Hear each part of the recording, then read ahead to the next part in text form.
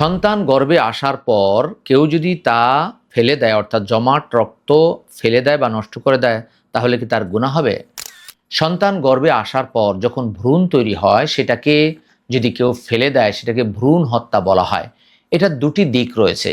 অর্থাৎ যদি কোনো নেককার বা কোনো বিবেকবান ডাক্তার যদি এই কথা বলেন যে এই সন্তান যদি তিনি লালন পালন করেন, তার গর্ভে তার জীবনের ঝুঁকি রয়েছে, অর্থাৎ তার ডায়াবেটিস রয়েছে, তার লিভারের সমস্যা, তার ক্যান্সার রয়েছে, তার হার্টের সমস্যা, তার কিডনির সমস্যা, এই সমস্যার কারণে তাকে অবশ্যই সন্তানকে ফেলে দিতে হবে। ডাক্তার যদি এমন পরামর্শ দেন এবং সেটা যদি যুক্তিসঙ্গত হয়, তাহলে সেটা ফেলে দেওয়ায় কোনো দোষ নেই। কিন্তু কেউ যদি আমার এই সন্তান গর্ভে আসলে কি হবে, বা আমরা কি এখন চাকরি নেই, এদেরকে খাওয়াতে পারবো, এই আশঙ্কায় যদি সেটাকে ফেলে দেয়, তাহলে এটা হত্যা হিসেবে বিবেচিত হবে। 17 নম্বর সূরা বনী ইসরাঈলের 31 নম্বর আয়াতে আল্লাহ তাআলা বলেছেন যে তোমরা খাদ্যের অভাবে সন্তানদেরকে হত্যা করো না। অতএব ভ্রূণ হত্যা করা এই হত্যারই অন্তর্গত হবে।